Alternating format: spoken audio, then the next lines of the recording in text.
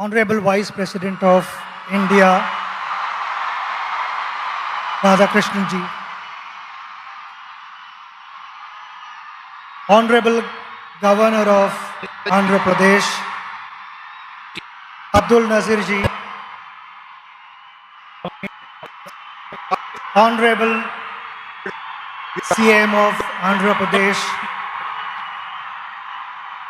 Chandrababu Naidu ji,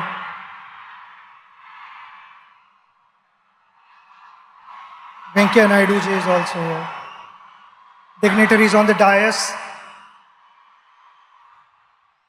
ladies and gentlemen, all my friends, brothers and sisters, namaskaram.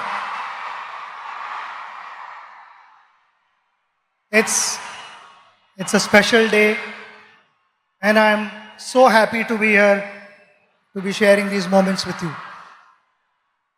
My father came from a very, very humble background, had a challenging life because the pockets were not deep. We stayed in 2 rooms in a chawl, which was a kitchen cum bedroom and a living room cum bedroom. And why I'm saying this is because my father was extremely passionate about academics. He became a professor, he also was a poet, and he continued to chase his dream. He did not have the best of facilities, but he made the best of what he had. So in those 2 rooms, he found a corner and stood first in BA and MA and won a gold medal. When I was growing up and I watched him, he was extremely gentle, extremely patient with me. So whatever mistakes I made as a child, I was convinced, he explained to me and I got convinced. It was never that he tried to correct me forcibly. And that created a huge positive impact on me. I learned so many things from him. He was extremely patient. And why I say this? Because when I had started playing for India, I bought my own car. I used to love to listen to good music. And most of the times it used to be loud music in the car while I was driving. And my father would be seated next to me, reading his book. Never once did he tell me, reduce the volume, I want to read the book. He was focused and the outside noise did not matter to him.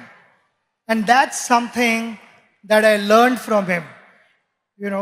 Being a good person, it's a practice that every morning you wake up and you remind yourself that you are going to behave in a particular way, which is, I feel, kind of conveys how your parents have brought you up. And that is something which I will always carry for the rest of my life because that's the impression my father left with me. Awesome, sir. Sachin sir, in both academics and sports, students today face immense pressure to perform. From your experience, how do you deal with this pressure? Pressure is on everyone at every level. You meet any individual in this room, we will have pressure.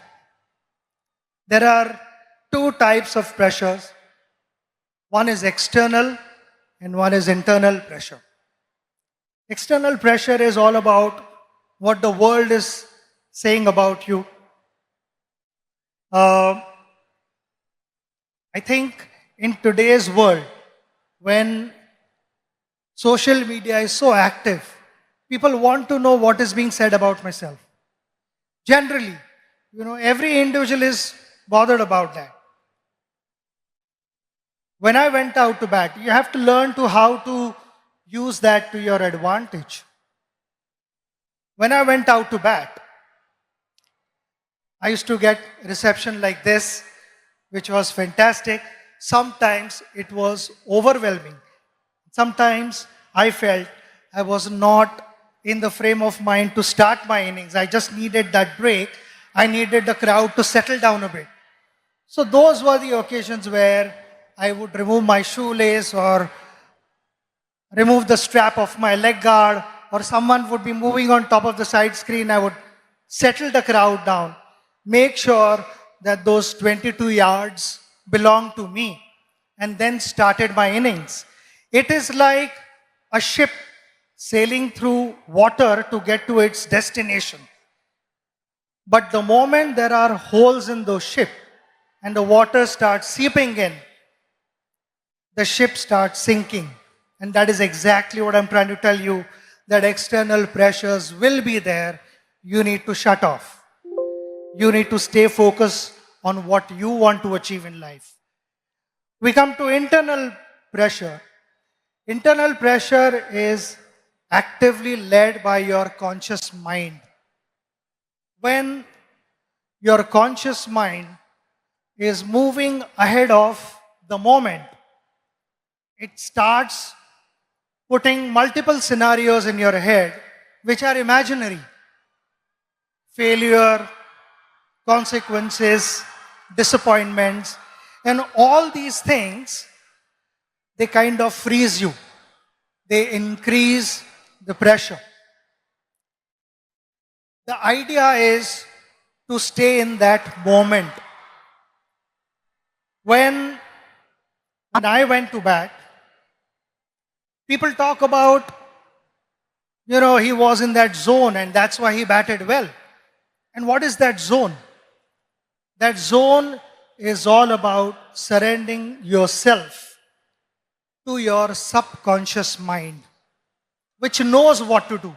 It is always the conscious mind, as we call it. The monkey over your shoulder would be putting doubts in your head. And while batting, also sometimes that would happen. Before the ball was delivered, the conscious mind would put doubts in your head. Could that be a bouncer? Could that be a yorker? Could that be an outswinger where the delivery was not released at all?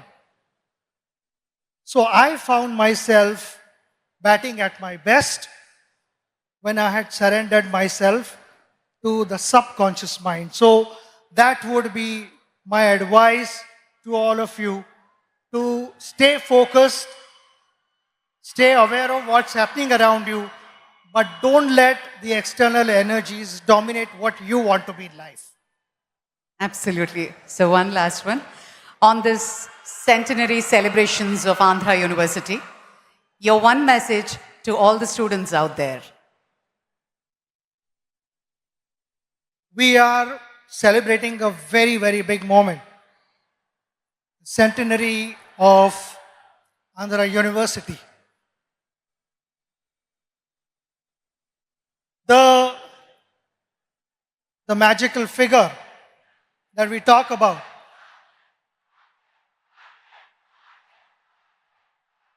happened with the contribution of many. The teachers who taught for decades. And there are many illustrious people who have been able to shape our country, who have to give a new meaning to the youth of India, who have guided them. And all these things would never have happened without the guidance of all those teachers who imparted knowledge with a lot of humility and integrity. But those were the last 100 years. With impeccable reputation of the university, the responsibility lies on the next generation and generations to follow. Now, how do you, with such impeccable reputation, please understand that the expectations are going to be high. And if the expectations are high, the responsibility automatically increases. I want to take this opportunity to wish you the very best of luck, because I know my father, being a professor, how committed he was and what gave him the most satisfaction when he got to hear good things about his students. I personally felt that was his greatest return gift. And so would be the teachers of this university. At the pace that the world is moving, there will be a lot of innovations. Plenty of things would be expected of you in different spheres of life. My simple message to you, which I followed throughout my journey, was we all want to be successful. Success never happens overnight. It takes time. We have to be patient and follow the right path. While doing so, while chasing your dream, don't cut corners and find shortcuts and compromise values. That is going to be extremely important for our country to move forward and for you to set examples for the next generation.